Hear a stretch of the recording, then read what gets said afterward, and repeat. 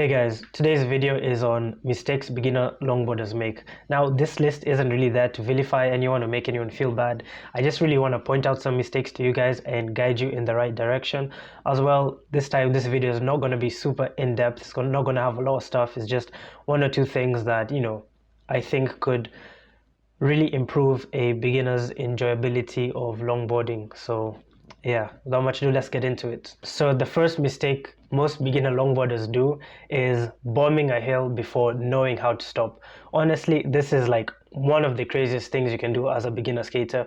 If you don't know how to stop, if you don't know how to control your speed, and you just choose to send it down a hill, it's really reckless and completely dangerous. Yes, it's really fun, but you're really at the mercy of the road to slow you down, and the consequences can be quite severe. Yeah, it's pretty crazy. I don't know what goes through some beginners' heads. They see these big hills and just decide to send it down. I imagine some people think that they can kind of run out the speed at the bottom or run up the speed if it gets too fast, but on hills longboards tend to accelerate quite fast, and past a certain point there's only really so much you can do. Your option is to either fall or fall but it's quite bad, and the consequences can be quite severe. If you're quite lucky, you might just walk away with a bit of road rash, a bruise here or there. Most cases, a lot of people get concussions, hit their heads pretty hard, get brain damage, and in the worst cases some people have died.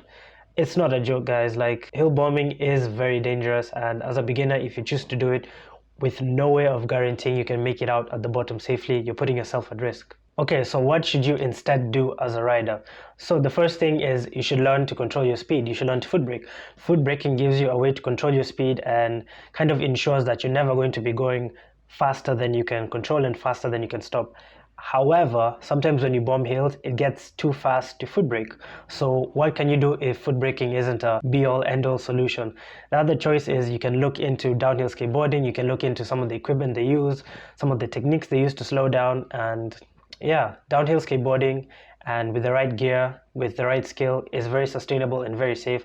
I downhill skateboard. I've hit speeds of 50 miles per hour over and over and been able to come to a stop safely. So if you do want to bomb hills in a safe and sustainable way, look into downhill skateboarding. The next cardinal sin that beginner longboarders make is not learning how to foot brake. If you don't know how to foot brake, you're really holding back yourself as a rider. Foot braking is an essential skill to longboarding. As I did mention earlier, it allows you to control your speed, allows you to bring yourself to a controlled stop in a controlled way. And yeah, foot braking allows you to skate in a variety of environments safely. Because you can always control your speed, you can always have the right amount of speed that you need to safely make it around a corner, or weave in between objects, or weave in and out of a crowd, and just make it out the other side comfortably. So yeah, if you want to commute, if you want to really use your longboard for anything truly useful, foot braking is essential. So yeah, if you haven't already, do learn how to foot brake. The next mistake that beginners tend to do is standing too far back on the board. Now, if you stand too far back, you'd be putting too much input into the back truck, and what this does, it makes the skateboard turn as though it's a shopping cart, with the back wheels and the back truck doing most of the turning. This is bad as it doesn't give you a lot of control, and it's not very stable as your board starts to pick up speed. What you should do instead, you should try stand further forward with your front foot over the front truck, and maybe your back foot in the middle of the board, or if the board is really short, over the back truck. And some boards are also really small, like mini cruisers, and you're going to be forced to place your back foot over the kicktail, and this is okay in most cases, and if you're experienced you can kind of get away with this. But if you can, stand with your back foot over the back truck. Standing further forward is going to give you the best balancing, the best stability, and the best control over your board. The next mistake that beginners make is overly tightening their bushings. This is bad for a few reasons. So most beginners tighten the bushings so that the ride is a bit more stable and a bit more controllable. However, by tightening your bushings, you limit how much your truck can articulate, and this limits how much you can turn and lean ultimately. And whilst it does give you a bit of stability, it just ruins the performance of the truck, and it's not that enjoyable to ride. What you should do instead is invest in aftermarket bushings. Bushings are the soft urethane, or rather the rubbery things that come in your truck. They dictate how a truck leans and turns. These bits of urethane come in different hardnesses, so if you're light you can get one that's softer, and if you're really heavy you can get one that's harder. By getting one that's appropriate for your weight, you're able to tune the truck so that it's stable for how much you weigh, and it can still lean and turn in a smooth and controlled way. So yeah, instead of tightening your bushings, you should get aftermarket bushings suited to your weight.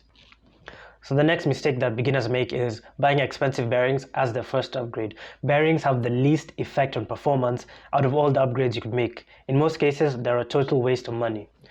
While some bearings might feel like they perform differently or they might feel different from other bearings, when it comes to ultimate performance, the difference is negligible between bearings. The only time you will actually see a performance difference is with new / well-maintained bearings versus really old / poorly maintained bearings. Between the brands, between $15 to $60 bearings, there's really no difference in performance. So yeah, don't go spending $50 on Swiss bearings or ceramic bearings. Your money is placed elsewhere and you're not going to see any performance difference. And you can't really blame consumers. A lot of people don't really know a lot about bearings, and there's a lot of marketing and gimmicks out there that make you think that, hey, maybe this bearing is going to be faster than what I have. But when you actually put them to the test, that really isn't the case. And no, things like ceramic bearings aren't that much better either. Ceramic bearings are advertised as waterproof, but that's not really the case. Ceramic bearings still come with steel and aluminum parts. For example, the inner and outer races are still made from metal, and those still do have a chance to rust. So no, ceramic bearings don't really perform that much better. Where your money is better invested, if you do want to see a performance upgrade in speed and acceleration, is in longboard wheels. So if you want to upgrade the speed and acceleration of your longboard, you should invest in high quality wheels. If you've bought a complete from a high quality brand, you won't really see that much of a difference, but there is still some way that it can improve. Low quality wheels are made from low quality urethane that doesn't accelerate very fast and that doesn't hold on to its speed very well. High quality wheels in comparison are made from higher quality urethane that accelerates faster, rolls farther, and can roll for longer as well. A good example of a high quality wheel is a 73mm speed vent from Seismic Skate Systems. This wheel uses the Defcon urethane, which was used on another wheel which set the speed longboarding world record of over 90 miles per hour. So yeah, if you have like a cruiser board and you want to increase the performance of your cruiser board, go for a wheel like the 73mm speed vent. It's guaranteed to roll faster than 95% of other wheels out there, and you are going to see a difference in the performance. So yeah, just to summarize, bearings are a waste of money unless you have really old bearings. If you really want to see a difference in the performance, in the acceleration of your longboard, you're going to want to invest in higher quality wheels. And the Seismic speed vents are just an example. There are loads of other brands you can go for, but if you want something that's actually fast, then that's guaranteed to be pretty quick. And the next bad thing that beginner longboarders do is going faster than they can stop. As I did say in my first point, if you go faster than you can stop, you're really at the mercy of the road to slow you down. And how it really slows you down is by giving you road rash. So it's not very pretty, it's not very nice. So just don't go faster than you can stop. Always skate within your limits and you'll be able to have a good time.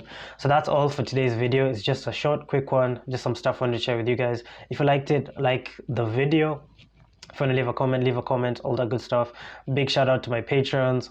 Love you guys. And yeah, you guys take care. You guys go longboard. Say hi to your families. Yeah, man, just vibe.